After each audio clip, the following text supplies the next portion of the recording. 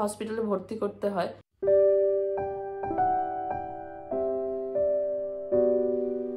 Venom লাগছে না পুরো দেখতে?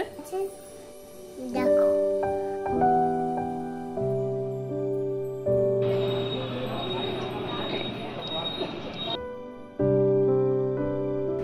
Good morning everyone, welcome back to the channel Abhishek da Bong. আজকে অনেক বেলা হয়ে গেছে, প্রায় 11টা বেজে গেছে। আমি রান্না বান্না অলরেডি স্টার্ট করে দিয়েছি, ক্যামেরা অন করার সময় পাইনি সকাল থেকে। তার কারণ হচ্ছে যে ঝামেলার রান্না বান্না আছে। অভিরার শরীরটা ভালো না, সর্দি কাশি হয়েছে, যার জন্য আজকে আর ওকে স্কুলে পাঠাইনি। তো আপাতত যা রান্না হয়েছে একটুখানি দেখাই। এইখানে হচ্ছে বেগুন পোড়া, দুটো বেগুন আর টমেটোটা পোড়াতে দিয়েছি। এখানে একটা লট ডালের বড়া আমার ভাজা হয়ে গেছে, ডাল বেটে। এখানে অ্যালেক্সার ভাত হচ্ছে, আর এইটা হচ্ছে ডাল বাটা।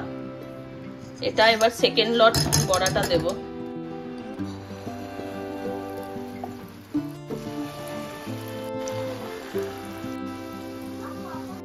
তো আমার সব বড়াগুলো ভাজা হয়ে গেছে, এখন ঝোলটা বানাবো। আর বেগুন পোড়া অলমোস্ট হয়ে গেছে, দেখাচ্ছি। এই যে বেগুন পোড়া এখানে হয়ে এসেছে। এখানে তেল গরম হতে দিয়েছি, এই কড়াইতে ঝোলটা করব, বড়ার ঝোল। আর এখানে ডালের বড়াগুলো সব ভেজে রেখেছি। এখানে আলু কেটে রেখেছি। আর এদিকে হচ্ছে আলাকের ভাত। আলাকের ভাতটা আর একটু হওয়া বাকি আছে।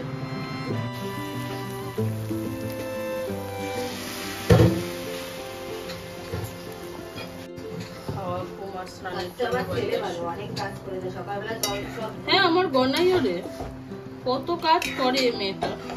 এইটুকু মেয়ে আমার। তুমি মার খেয়েছো? তুমি বকা খেয়েছো?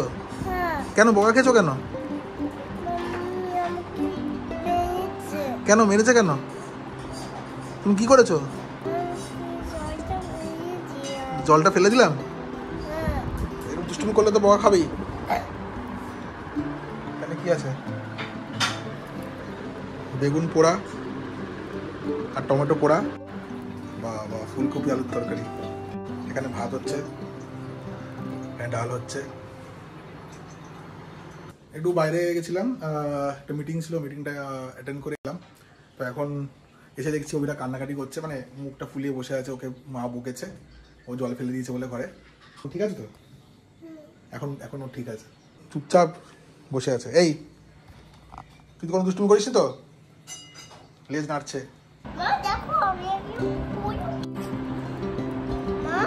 কি করছিস? সবজি খাচ্ছিস?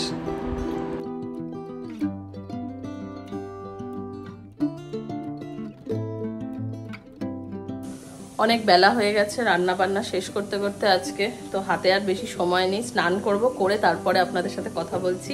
এই হচ্ছে আজকে দুপুরের লাঞ্চ। বেগুন পোড়া, এটা ভাত আছে, এটা ডাল, আর এটা হচ্ছে বড়ার ঝোল, যেটা সব ঝোল টেনে নিয়েছে, বড়াতে শুকনো হয়ে গেছে।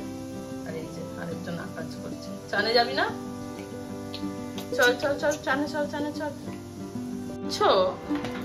হ্যাঁ, কি করছো তুমি? স্ট্রেচিং করছো? যোগা? তো স্নান টান করে এখন বসে গেছি লাঞ্চ করতে। কবিরার খাওয়া হয়ে গেছে, অ্যালেক্সার খাওয়া হয়ে গেছে, ওদেরকে খাওয়াই খেতে দিয়ে দিচ্ছি। এখন আমরা বেরোনোর একটু প্ল্যান করছি, ভাবছি দুপুরবেলা কোথাও একটু যাবো। এখন ঠিক করিনি কোথাও যাবো, দেখা যাক লাস্টে বেরিয়ে ঠিক করবো কোথায় যাবো। কিন্তু এখন আপাতত লাঞ্চ করতে বসেছি। শীতকালে এখন বেগুন বেরিয়ে গেছে নতুন নতুন, বেগুন পোড়া খাবে বলে বেগুন নিয়ে, যদিও বেগুনগুলো আমি ঠিকঠাক আনিনি, মানে বেগুন পোড়ার বেগুন আনিনি, আগেই বলেছে। সাদা বেগুনের জায়গায় আমি কালো বেগুন ছোটো ছোটো এনেছি, তাও বেগুন পোড়াই বানিয়েছে। আমি বললাম যে আলু বেগুনের তরকারি বানাতে পারতো, বাট সেটা বানাইনি, আর বেগুন পোড়াই বানিয়েছে। নেক্সট টাইম থেকে মনে থাকবে আমার সাদা বেগুন আনবো।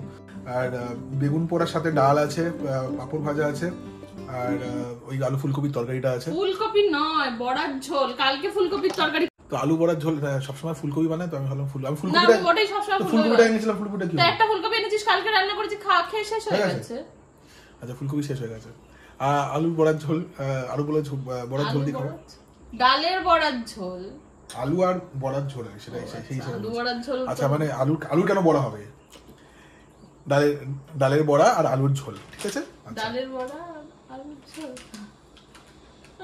ডালের বড়ার ঝোল সঙ্গে আলু আছে, ঠিক আছে। লাঞ্চটা করি। ও ঘুমিয়ে পড়েছে, ও কোনো আর কোনো এ নেই, ও জানে এখন কোনো মাছে ভাতে বাঙালি, ও চিকেন ভাতে বাঙালি, চিকেন ভাত হয়ে গেছে, ও খাওয়া ব্যাস, ও নট বদার্ড।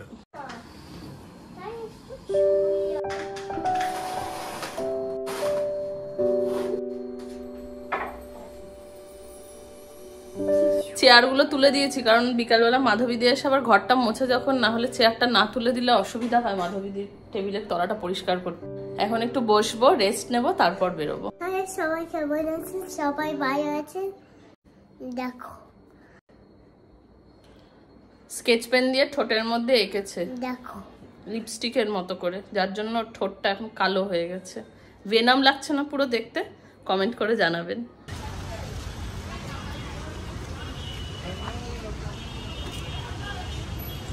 দুপুরে খেয়ে ওঠার পর হঠাৎই মায়ের ফোন আসে, বাবার শরীরটা হঠাৎ খারাপ হয়েছে, হসপিটালাইজড করতে হচ্ছে বাবাকে।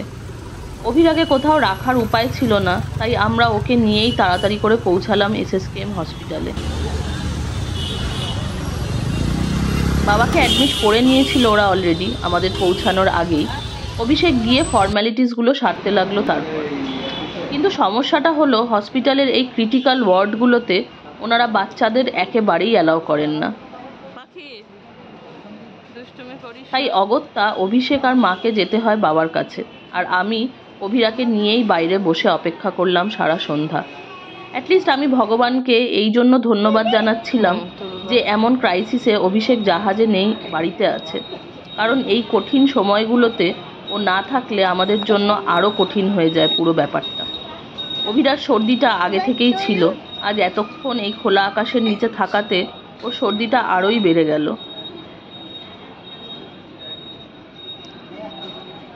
কিন্তু আমাদের হাতে আর কোনো উপায়ও ছিল না ওকে নিয়ে আসা ছাড়া।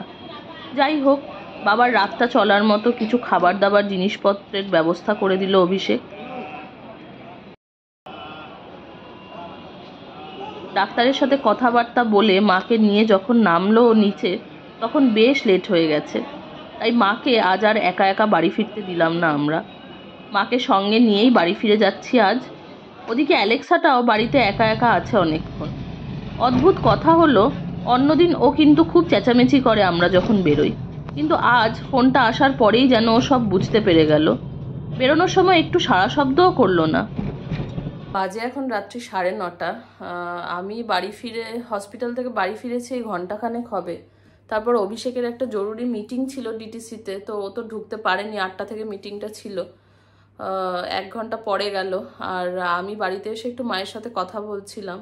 বাবার অ্যাকচুয়ালি আজকে হঠাৎ করে শরীরটা খুব খারাপ করে। বাবার একটা বড় রোগ আছে, ট্রিটমেন্টের মধ্যেই থাকে জেনারেলি, কিন্তু আজকে হঠাৎই শরীরটা খারাপ হয় আর সেন্সলেস হয়ে গেছিল। তারপর কাউকে চিনতে পারছিল না, একটু মানে মা ভয় পেয়ে গেছে তখন স্বাভাবিকভাবে। তারপর বাবাকে একটা হসপিটালে ভর্তি করতে হয়। তো এখন বাবা ঠিক আছে, তারপর কিন্তু এখন ডাক্তাররা অবজারভেশনের জন্য একটা দিন রাখতে চাইলেন। তো আমরাও আর মানা করলাম না, কারণ কোনো অসুবিধা হলে সত্যি বাড়িতে ট্রিট করা প্রবলেম হয়ে যাবে। তো যার জন্য বাবাকে আজকে ভর্তি করে রেখে এসেছি। হোপফুলি বাবা যদি ঠিকঠাক থাকে তাহলে কালকে ছুটি দিয়ে দেবে বলেছে ডক্টর। তো অভিরার ওপর দিয়ে অনেকটা ধকল হয়ে গেছে, ওকে নিয়ে টানা হিচড়া করে এইভাবে হসপিটালে যাওয়া ওর খুব কষ্ট হয়েছে আজকে। তো মাও সারাদিন হাসপাতাল করেছে, তাই রান্নাবান্না যা করেছি এখন অভিরাকে খেতে দিয়ে দেবো আর মাকেও খেতে দেবো।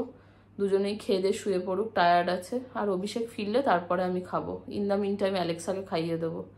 তো চলুন, আজকে রাত্রেটা সত্যি মানে সকাল থেকে দুপুর অবধি একভাবে চলেছে। তারপর দুপুরের পর থেকে মানে রাত, এখন যখন রাত হয়েছে মানে এখন সিরিয়াসলি মানে আজকে একটা ভয়ঙ্কর দিন গেছে।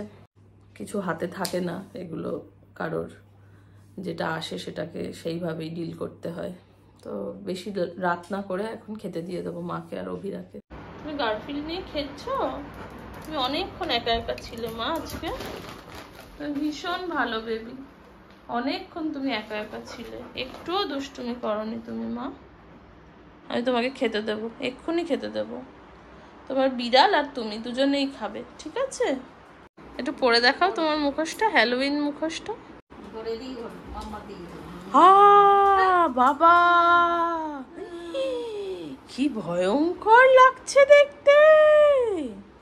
হাউ মাউ খাও, রাক্ষসের গন্ধ পাও বাবা। হ্যাঁ, তো বাজে এখন রাত্রি 11টা। অভিষেককে ফোন করেছিলাম, ওর আসতে আরো 15-20 মিনিট টাইম লাগবে বলল। তো আসলে দুজনে একসাথেই খেতে বসি, তাই ওয়েট করছি। মা, অ্যালেক্সা আর অভিরা তিনজনের খাওয়া হয়ে গেছে, ওরা শুয়ে পড়েছে। বাট আপাতত এখন একটা চিন্তাতেই রইলাম। কালকে সকালবেলা উঠলে বুঝতে পারবো আদৌ বাবাকে যদি কালকে ছুটি দিয়ে দেয় তাহলে বাবাকে আনার ব্যবস্থা করতে হবে। যদি ইনকেস ছুটি না দেয় তাহলে আবার কি করব, বাবার জিনিসপত্র নিয়ে যাওয়ার ব্যাপার রয়েছে। তো কালকে সকালটার জন্য বেশ একটা অ্যাংজাইটিতেই রইলাম, একটা অ্যাংজাইটির মধ্যে দিয়েই আজকে রাতটা কাটবে। সবাই খুব ভালো থেকো, সাবধানে থেকো, সুস্থ থেকো। দেখা হবে আবার আরেকটা নতুন ব্লগে। ততক্ষণ পর্যন্ত টাটা।